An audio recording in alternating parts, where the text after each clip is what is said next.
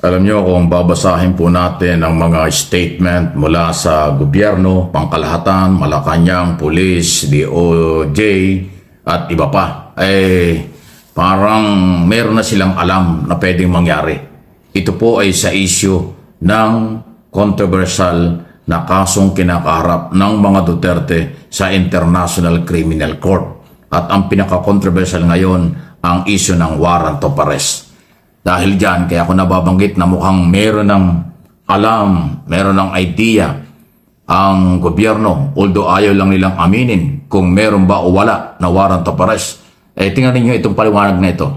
May panawagan na po ang Malacanang through Undersecretary Claire Castro, ang Palace Press Officer, okay? Tungkol sa kung anong dapat gawin at huwag daw makialam ang mga supporters ng mga Duterte o yung mga sibilyan. Eto, anong ibig sabihin nito? Ari po ito, yung mga tao, ang taong bayan, kung sino man yung mga supporters, makinig na lang po kayo kung ano yung sinasabi ng batas. Huwag na po tayong makialam kung inyo pong ang gagawin ay hindi naman po naaayon o labag sa batas ang inyong gagawin.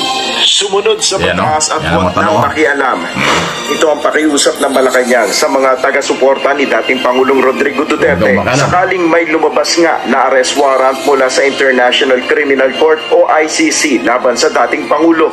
Ayon kay Palace Press Officer Claire Castro, handa ang mga otoridad na pigilan ang anumang posibleng idulot na gulo kung magkaka-arestuhan man. Pero sa ngayon, ayon kay Yusek Castro, wala pang natatanggap na anumang impormasyon ng Malacanang.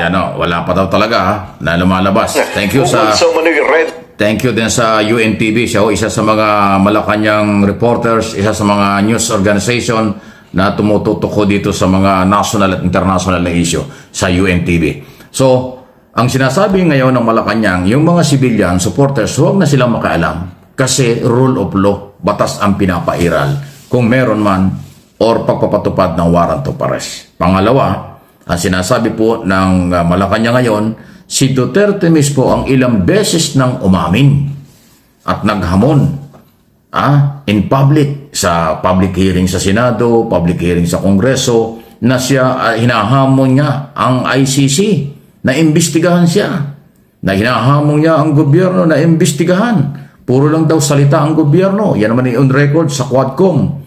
At saka ho dun sa subcommittee dyan sa Senado ni Coco Pimentel, na yan sinabi rin on record, hindi yan fake news. Hinahamon ni Duterte ang lahat ng mga otoridad, nakasuhan siya. Ang dami raw niyang ginawa, bakit hindi daw siya kinasuhan?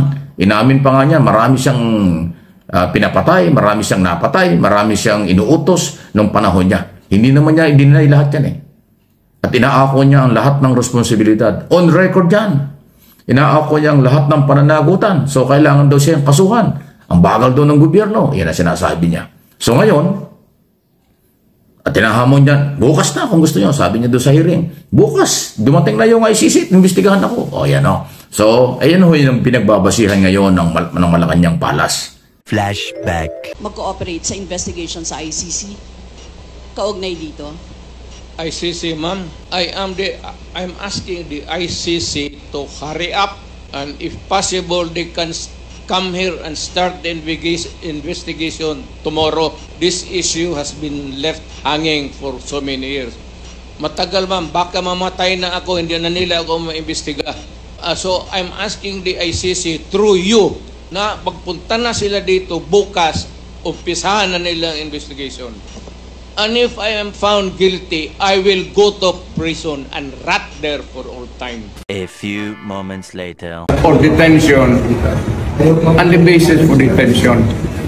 So, what is the law and what is the crime that I committed?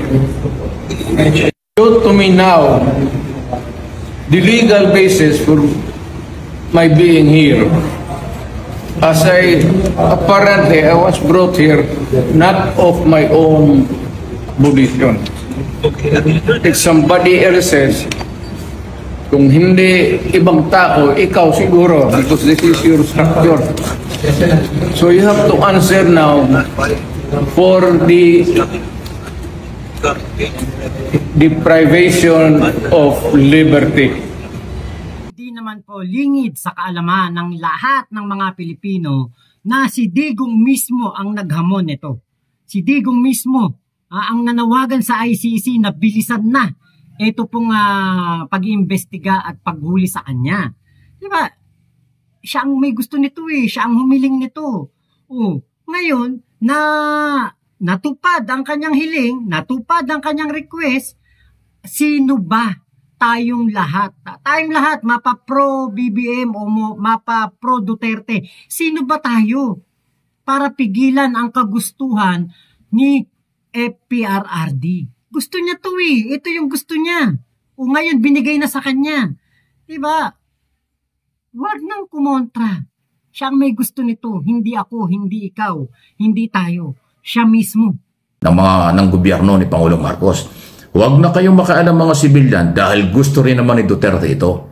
Nakasuhan siya sa ICC at kasuhan siya dito sa Pilipinas. Sa halip nga ay sumunod na lang daw po tayo, sumunod na lang po kayo sa rule of law or yung pagpapatupad ng batas. Totoo naman yan.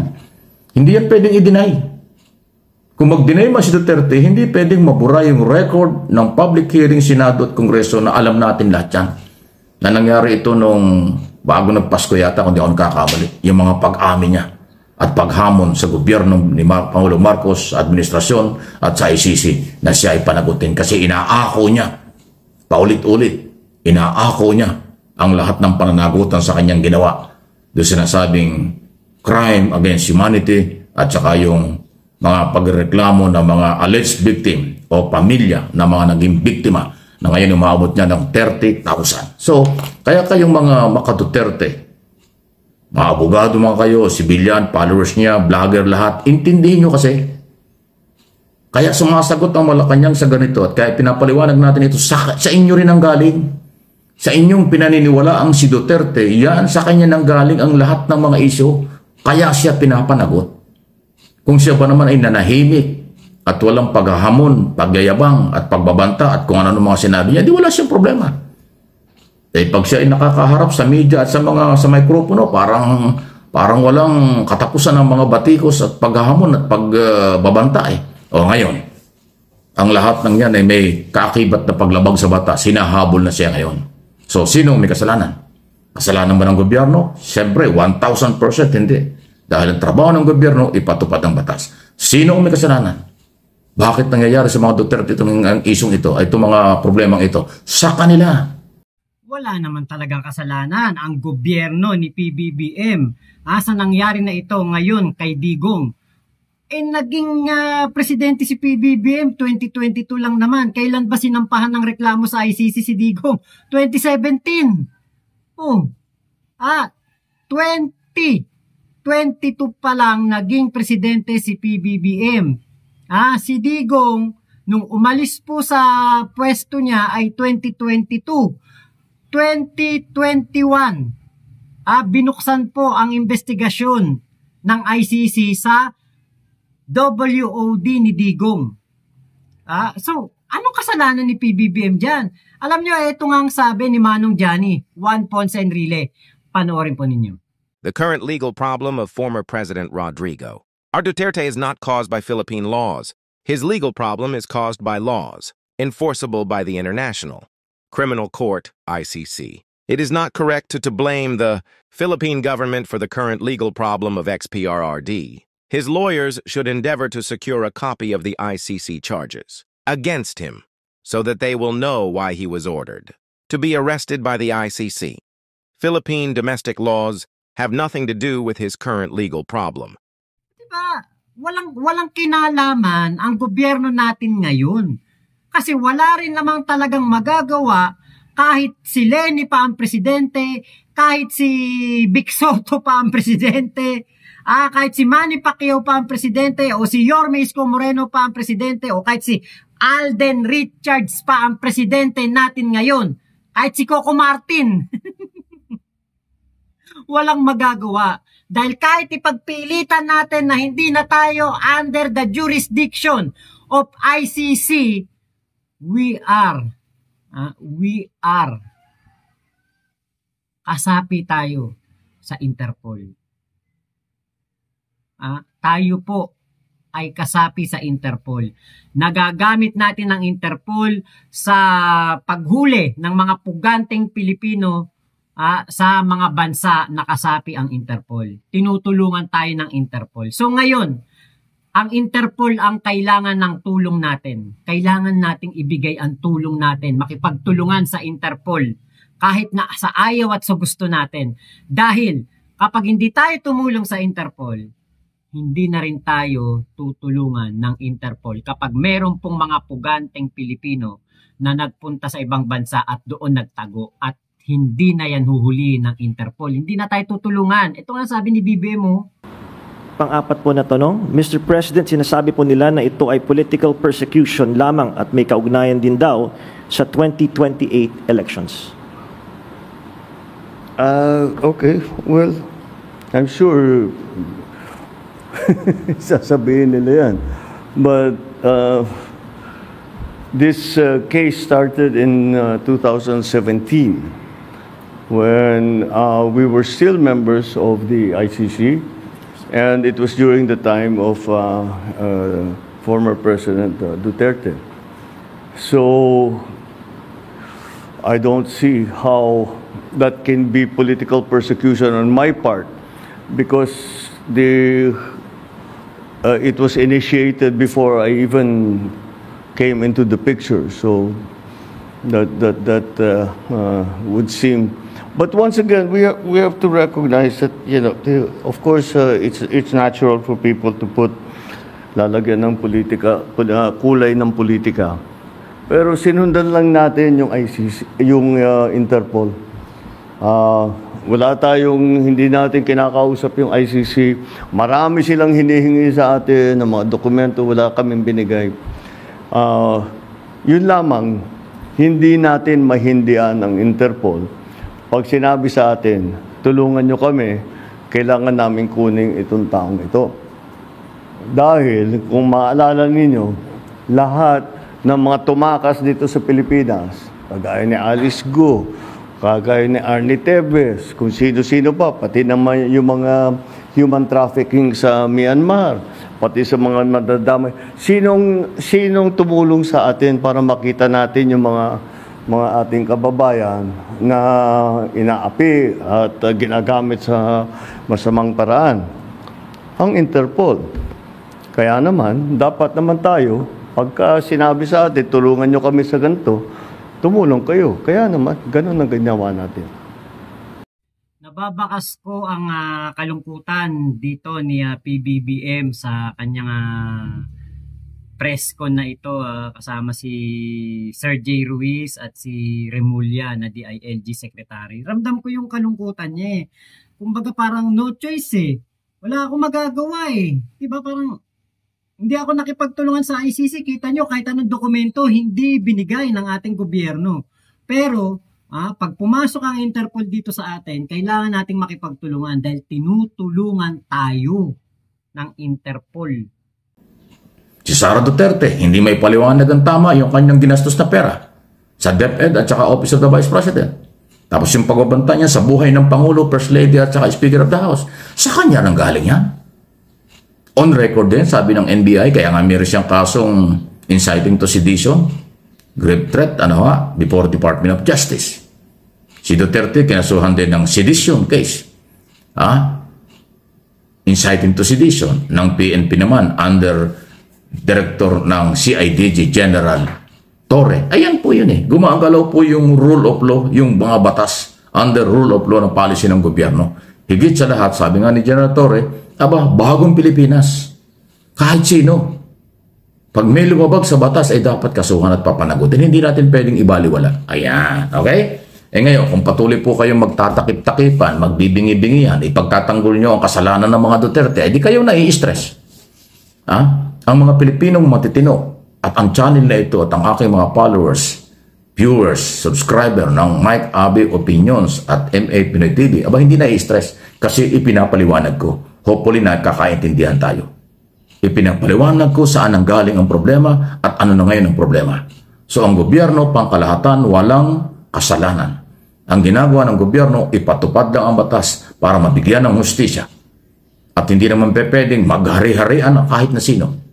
magyabang, lumabag sa karapatang pantao, tapos ibabaliwala ng Estado. Hindi pwede yan. May obligasyon ng gobyernong panagutin ang mga umaabuso. Bigyan ng proteksyon ang mamamayang Pilipino. At yan ang ginagawa under the rule of law policy, due process, kasuhan, panagutin sa korte. Kaya yung ating mga korte gumagalaw na dito. Yung ICC, wala mang kontrol dyan ng ating gobyerno. Pero kung ito talaga may warrant of arrest, sinuulit ko sa akin pong pakiramdam, sa akin pong pag-aanalisa. Pero mahirap kumpirmahin kasi wala pang black and white na lumalabas. Mukhang marami ng alam. Mukhang may alam na ang ating gobyerno. Kasi nga, kung makikita mo, nabanggit ko na kanina, marami ang panawagan na irerespeto ang court order ng ICC. Warrant of arrest. Ito man ay Interpol ang magdadala na makikipag-coordinate sa police at NBI, gagawin yan sa lalong madaling panahon. Ayan po yan. Okay? So, ibukas ang kaisipan para malaman ang katotohanan. Pag isinara natin ang ating kaisipan at kinampihan nyo ang mga pinanggagalingan ng maling galaw, maling mga statement, maling mga ginagawa, may stress kayo. Pero buksan nyo, saan ba nang galing? Naipaliwanag ko na.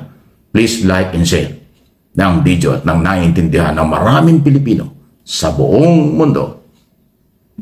Mga DDFs lang naman ang sarado kaisipan dito sa nangyari na ito. Lagi nilang pinagpipilitan, hindi na tayo sakop ng ICC.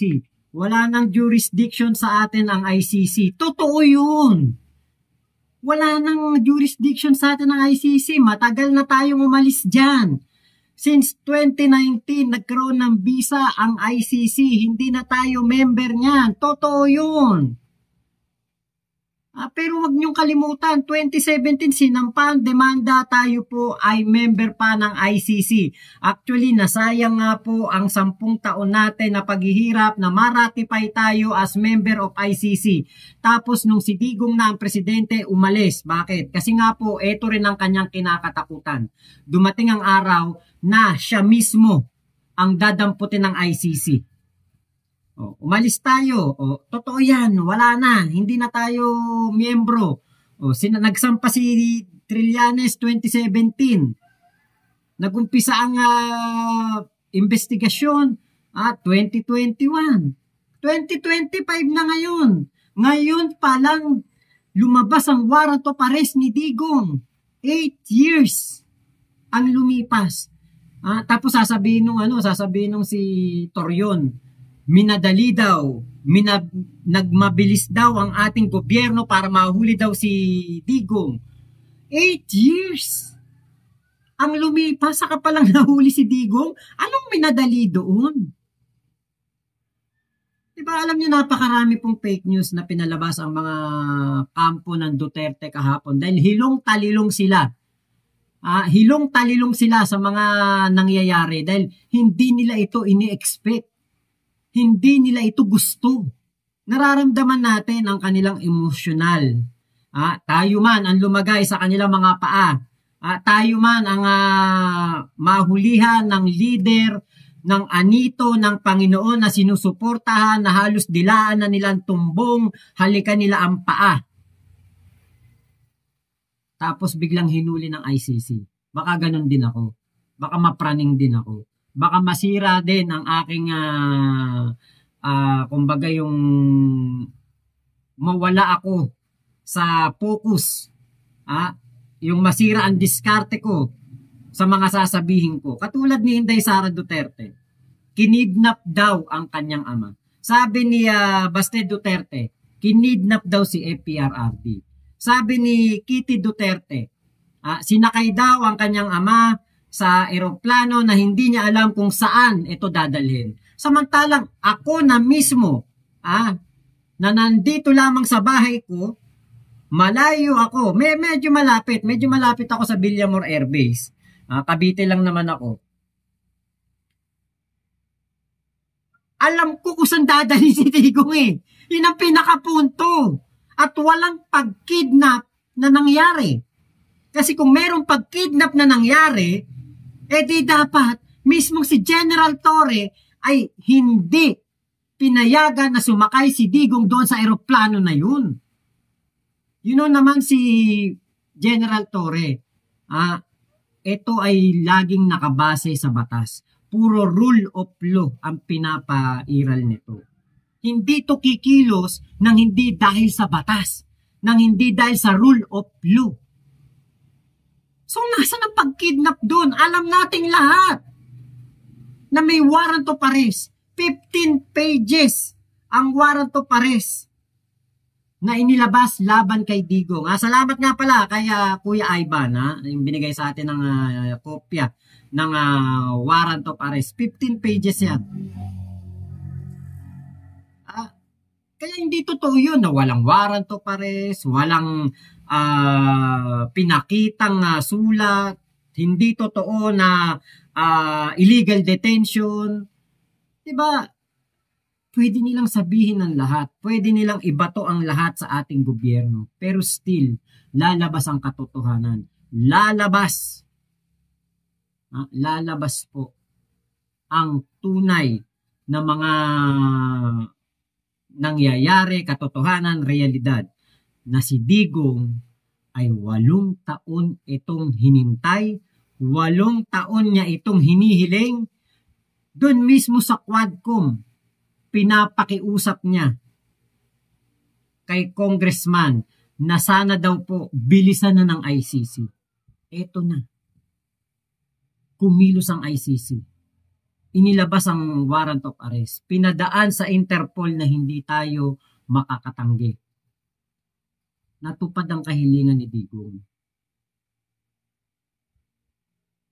Kaya nga, di ba, sabi ko sa una kong vlog kahapon, be careful of what you wish for. Kasi baka mamaya hindi mo kaya. Baka mamaya hindi kaya ng mga taong nakapaligid sa'yo. Baka mamaya hindi kaya ng pamilya mo yung wini-wish mo na mangyari. Yung nire-request mo. Ito na yun, yung request ni Digong. Di ba dapat nga matuwa pa tayo? Maging masaya tayo. Ako nalulungkot ako. Kagabi nung pinakita ko sa asawa ko yung video nang sumasakay na si Digong at dadali na sa The Hague, Netherlands. Naiyak ang asawa ko. Alam niyo po kung bakit? Anong sabi niya? Nakakaawa pa din. Bakit naging presidente natin yan eh? Kahit ako. Mahirap para sa akin tong ginagawa ko. Pero kailangan natin gisingin ang mga puso't damdamin, kaisipan ng mga DDS na lahat ng nangyayari na ito ay hindi natin kagustuhan. Hindi natin to pinlano. Hindi natin to ni-request. Hindi natin to pinagdasal na mangyari. Ito ay kagustuhan ni Digong.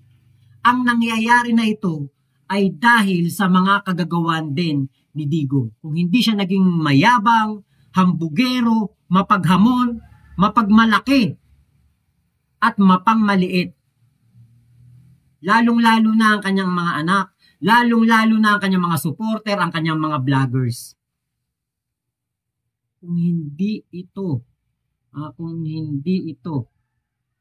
hiniling ni Digong, baka hindi ito mangyari. Diba? Sinasabi nila, si PBBM kayang pigilan to, si PBBM pwedeng pigilan to. Maaari, baka nga, sa totoo lang, yun din yung nasa isip ko, baka nga pwedeng pigilan ni PBBM to, baka pwedeng siya mismo pumunta ng Villamor Air Base, i-order sa lahat ng mga kapulisan, huwag makipagtulungan sa Interpol. Di bali na mabaliwala tayo ng Interpol. Di bali na hindi na tayo tulungan ng Interpol sa mga susunod na mga paghahanap natin sa mga puganteng Pilipino, sa mga wanted na Pilipino na magtatago sa ibang bansa. Pero huwag natin kakalimutan. 3 taon pinagmumura ang ating Pangulong Bongbong Marcos. Pinagbabantaan, minamaliit, inaalipusta, pati buong pamilya dinadamay. Kung ikaw ba ang nasa paa ni PBBM kahapon, tutulungan mo ba si Digong? Diba? Yan ang tanong natin sa mga DDS. Magpalit tayo ng sitwasyon. Kami ang pro-Duterte. Kayo ang pro-admin. Kayo si PBBM. Tutulungan nyo ba ang isang dating presidente na nagpapahirap sa bayan natin ngayon? Tutulungan nyo ba ang dating presidente na nagmumura sa presidente natin ngayon at sinasabihan ng adek ang ating Pangulo. Baka much worse, baka mas worse pa ang gawin ninyo. Baka kayo pa mismo ang kumilos para mahuli si Digong. Kung kayo ang pro-admin ngayon. Diba? Kaya wala eh. Ito yung tadhana. Ito yung nakatadhana kay Digong dahil sa kanyang pagiging mapaghamon, mayabang, mapagmalaki, mapagmataas. At huwag nating kalimutan. Pati ang nasa taas, pati ang ating Panginoon diyan, ang CCTV na 24 oras nakatingin sa atin, kay magkakuryente, kay mag-brown out, kay magka-tsunami, lumindol, pumutok ang bulkan, nandiyan yung CCTV na yan. Hindi yan namamatay, hindi yan nagsasara. 24 oras yan, 7 days a week, nakatingin dito yan sa atin sa mundo natin at nakikita ang mga ginagawa natin. Huwag po natin kakalimutan yan. Nandiyan palagi ang ating Ama, nakatingin sa mga ginagawa natin. Pinagsabihan ni Digong ng estupido. Ito na yun. Consequence ng lahat ni Digong, ng lahat ng ginawa ni Digong. So, yun lamang po. Maraming salamat sa pagsama nyo dito sa aking vlog na ito. Maraming salamat sa ating tropa peeps. Sir Mike Abe, salamat po sa inyong pag-shoutout pag ako'y napapasyal sa inyong live. Maaga ako nagigising para manood ng live nyo. Simula nung umuwi kami galing ng Hong Kong, China, Macau trip, lagi na ako nakatingin sa live nyo. Salamat po. Ingat po kayo. Nasa mga panig kayo ng mundo. Huwag kayo maniniwala sa fake news. Mama, chup chup, love you. God bless us all, Pilipinas. God first. Salamat po.